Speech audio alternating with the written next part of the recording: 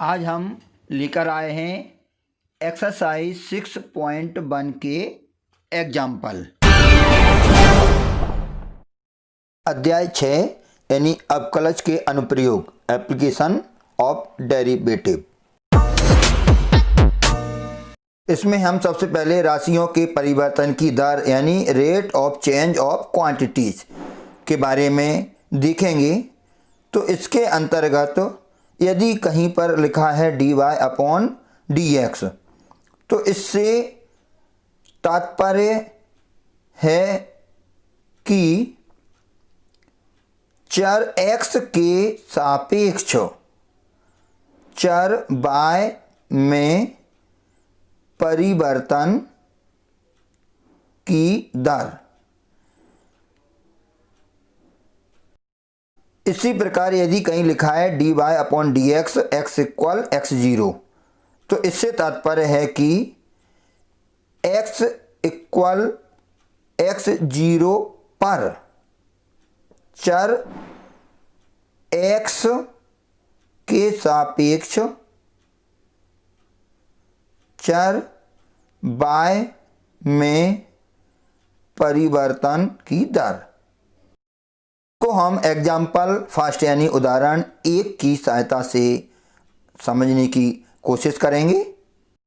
इसमें वृत्त के क्षेत्रफल के परिवर्तन की दर इसकी त्रिज्या r के सापेक्ष ज्ञात कीजिए जब r बराबर 5 सेंटीमीटर है। यानी find the rate of change of the area of a circle पर second with respect to its radius r when r = 5 centimetre. यानी जब r 5 सेंटीमीटर है उस समय एरिया में रेट ऑफ चेंज हमको ज्ञात करना है रेडियस के रिस्पेक्ट में। हल यानी सॉल्यूशन है। तो we know that the area of circle A = πr²। Differentiate with respect to r यानी हमें रेडियस के रिस्पेक्ट में डिफरेंशियल करना है। क्वेश्चन में लिखा है कि रेडियस के रिस्पेक्ट में डिफरेंशियल करें, तो रेडियस के रिस्पेक्ट में डिफरेंशियल करेंगे तो इसके लिए आएगा dA/dr = π/2r। तो what given r = 5 centimetre, then dA/dr = r = 5 तो 2π/r की जगह पे 5 लिख देंगे तो ये हो जाएगा हमारा 5 × 2 = 10 π और इसकी जो यूनिट है वो आएगी सेंटीमीटर² इस प्रकार ये आंसर इसका कंप्लीट हो जाता है।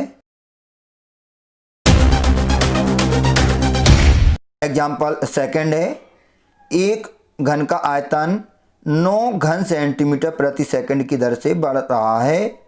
यदि इसके कोर की लंबाई 10 सेंटीमीटर है तो इसके पृष्ठ का क्षेत्रफल किस दर से बढ़ रहा है, ये हमें ज्ञात करना है।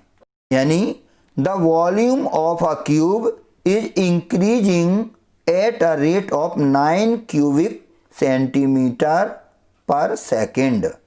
How fast the surface area increasing when the length of an edge is 10 centimeter.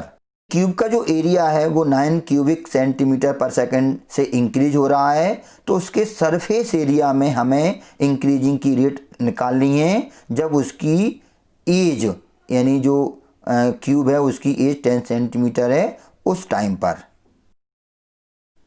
इसके लिए इसका हल यानी सॉल्यूशन देखते हैं। हम जानते हैं कि घन का आयतन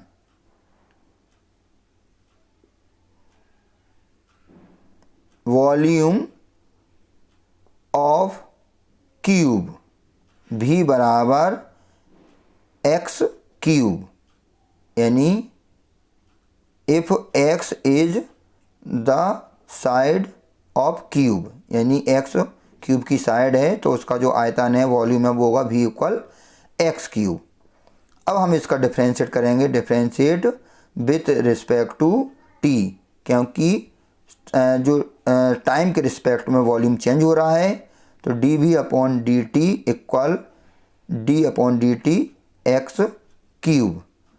अब dv अपॉन dt जो आ जाएगा वो आ जाएगा एक्स क्यूब का 3x square into D x upon D T.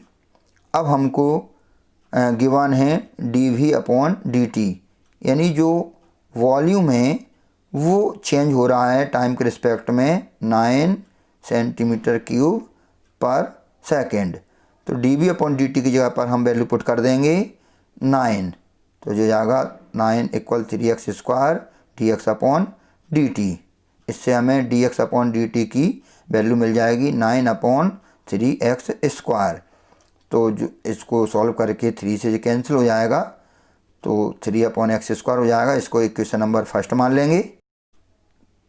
Now अब जो सरफेस एरिया है घन का जो पृष्ठ क्षेत्रफल, तो घन का पृष्ठ क्षेत्रफल यानी surface area S equal 6x square वो हम जानते हैं।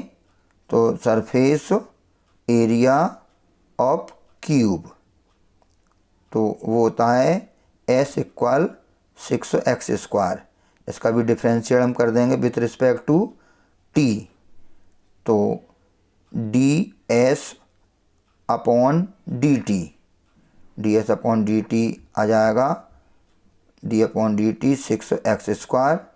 तो इसका हो जाएगा 6 2 जा 12x और dx अपॉन dt। तो हम लिख देंगे 12x dx अपॉन dt। अब हम 12x ऐसे ही कैसे लिख देंगे और dx अपॉन dt की जगह पर हम वैल्यू लिख देंगे, क्योंकि हमें dx अपॉन dt की जगह पर जो वैल्यू दी है 3 अपॉन एक्स स्क्वायर, अभी हमने इक्वेशन नंबर फर्स्ट में इसको लिखा था।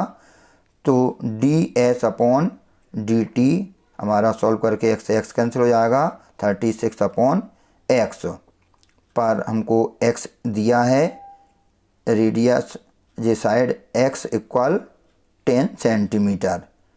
तो ds अपॉन dt यानी सरफेस में रेट ऑफ चेंज टाइम के रिस्पेक्ट में हमें मिल जाएगी ds upon dt equal 36 upon 10, तो 3.6 सेंटीमीटर स्क्वायर पर सेकेंड, जिसका आंसर है। एग्जाम्पल थर्ड है, एक स्थिर झील में एक पत्थर डाला जाता है और तरंगें वृत्तों में 4 सेंटीमीटर पर सेकेंड की गति से चलती हैं।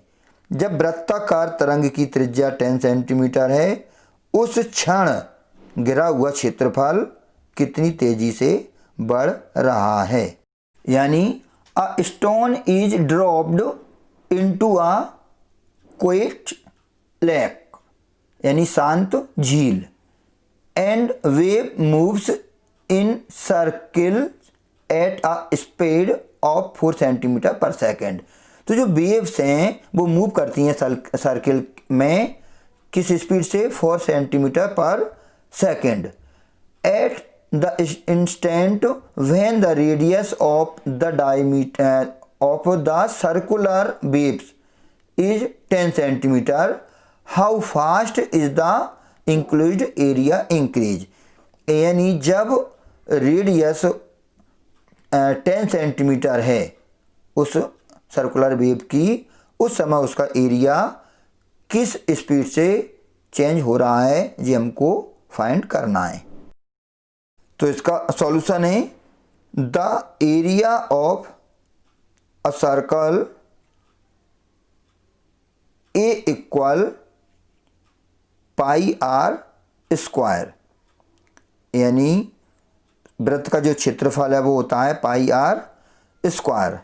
तो इसका हम डिफरेंशियल करेंगे, differentiate with respect to t, तो D A upon D T pi into 2r और dr/dt। तो इसमें हमें दिया है 4 सेंटीमीटर पर सेकंड की स्पीड से वो चेंज हो रहा है क्या, रेडियस। तो गिवन dr/dt कितना है, 4 सेंटीमीटर पर सेकंड।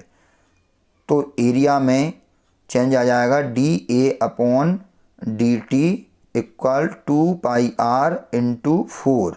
तो 4 2 जा 8πr, पर हमको दिया है r इक्वल 10 सेंटीमीटर, यानी जब त्रिज्या 10 सेंटीमीटर है उस टाइम पर एरिया किस स्पीड से चेंज हो रहा है। तो 8π इंटू 10 यानी 80π हो जाएगा, और इसको जो यूनिट है वो हो जाएगी सेंटीमीटर स्क्वायर पर सेकेंड। नंबर 4 है, किसी आयत की लंबाई x 3 सेंटीमीटर पर मिनट की दर से घट रही है और चौड़ाई y 2 सेंटीमीटर पर मिनट की दर से बढ़ रही है।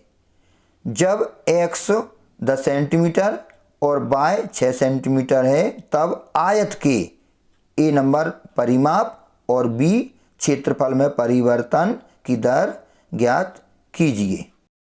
यानी इसका जो सॉल्यूशन है वो since the length x is decreasing and the width y is increasing with respect to time, then dx/dt equal -3 centimeter per minute and dy/dt equal 2 centimeter per minute।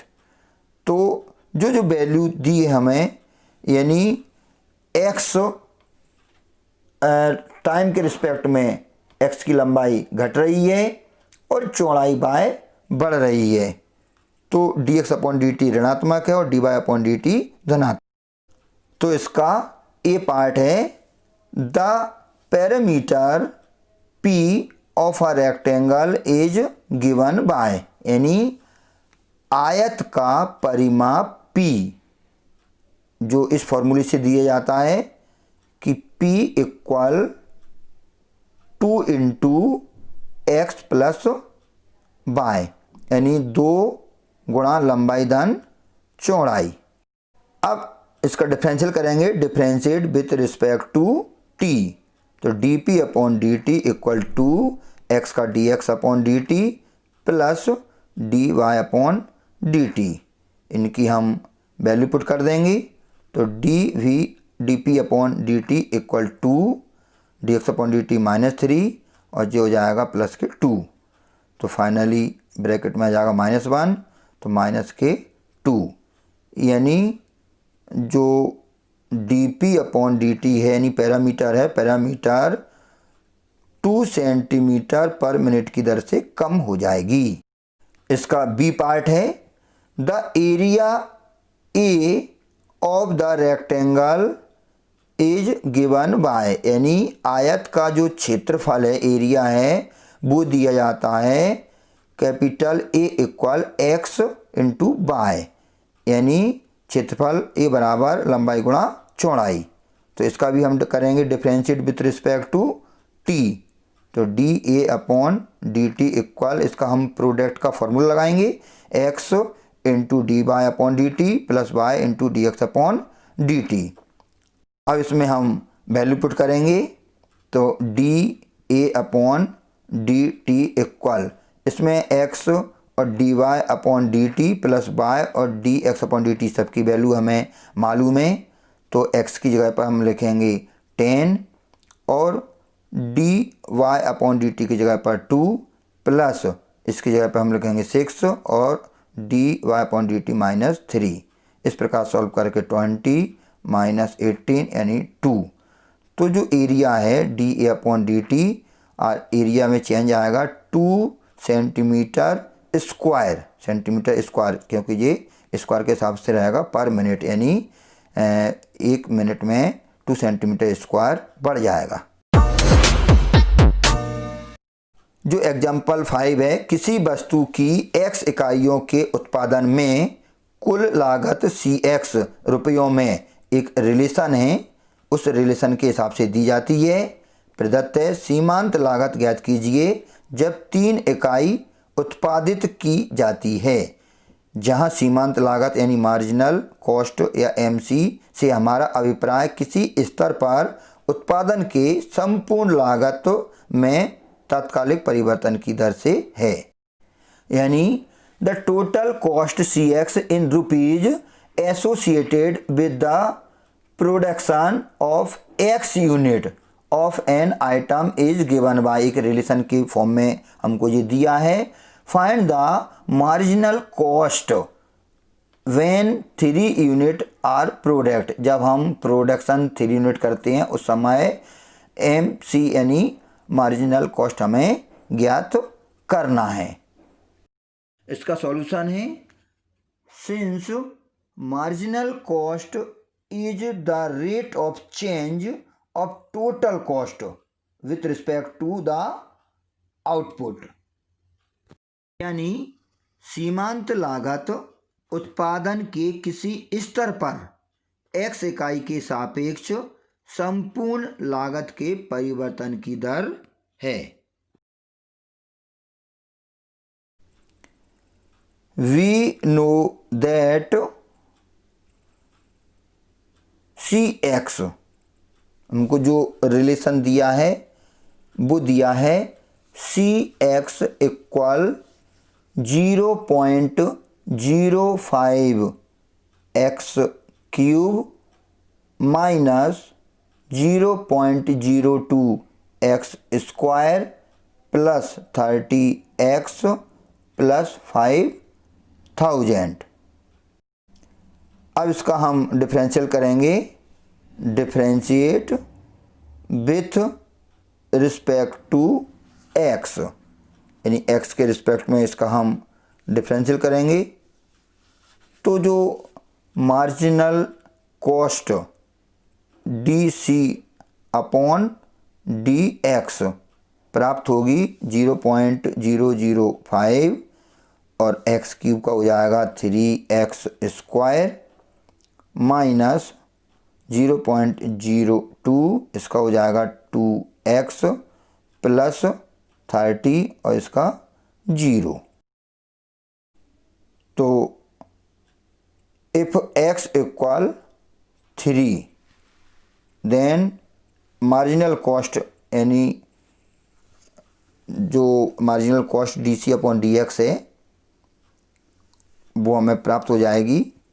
x की जगह पर 3 पुट कर देंगे तो 0.005 और 3 into x की जगह पर 3 लिखेंगे तो 3 का स्क्वायर यानी हो जाएगा 3 इंटू 3 का स्क्वायर माइनस इसका हम इसमें प्रोडक्ट कर देंगे तो हो जाएगा 0.04 और x की जगह पर 3 लिख देंगे प्लस 30, ऐसा ही कैसा। तो जो मार्जिनल कॉस्ट यानी सीमांत लागत इसकी वैल्यू आ जाएगी, इसको 3 त्रिका 9 27 यानी 27 का प्रोडक्ट करेंगे इसमें 0.005 इंटू 27 माइनस जो जाएगा 0.12 प्लस 30, हम ऐसे ही कैसा लिख देंगे। तो एम सी की वैल्यू आएगी, इसका हम प्रोडक्ट करेंगे तो आएगा 0.135 माइनस 0.12 ऐसे ही कैसा प्लस 30। अब एम सी इनको ऐड करेंगे 30.135 माइनस 0.12, तो हम इसको सब्ट्रैक्ट करेंगे तो आ जाएगा 30.015। इसको हम राउंड फिगर में लिख सकते हैं 30.02। Hence the required marginal cost, जो हमको मार्जिन मिलता है, मार्जिनल कॉस्ट यानी सीमांत लागत एम सी कितनी आएगी 30.02 अप्रॉक्सीमेट। अब एग्जाम्पल 6 है, किसी उत्पाद की x इकाइयों के विक्रय से प्राप्त कुल आय रुपए में RX एक रिलेशन के फॉर्म में दिया है से प्रदत्त है। जब x बराबर 5 हो तो सीमांत आय ज्ञात कीजिए।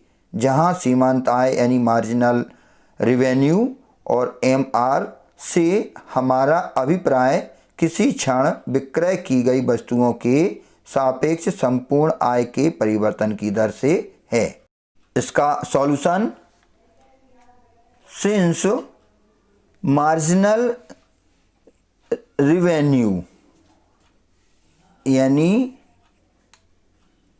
जो सीमांत आय, तो marginal revenue is rate of change of total revenue with respect to the number of unit sold, यानी विक्रय की गई वस्तुओं के सापेक्ष आय परिवर्तन की दर होती है।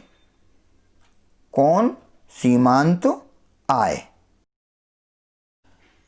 तो वी नो दैट जो इसमें रिलेशन दिया था टोटल रेवेन्यू का, RX equal 3x square plus 36x plus 5 differentiate with respect to x। तो इसका x के रिस्पेक्ट में डिफरेंशियल करेंगे तो सीमांत आय यानी मार्जिनल रेवेन्यू, जिसको हम MR से रिप्रेजेंट करते हैं। तो MR equal DR upon DX कितना हो जाएगा? 6x plus 36। तो इसमें हम वैल्यू पुट करेंगे तो D when x equal 5 then MR equal 6 into 5 plus 36। तो जो कितना हो जाएगा? 30 प्लस 36 यानी टोटल हो जाएगा 66। Hence the required marginal revenue is ₹66, यानी अभीष्ट सीमांत आय कितनी है? 66 रुपए।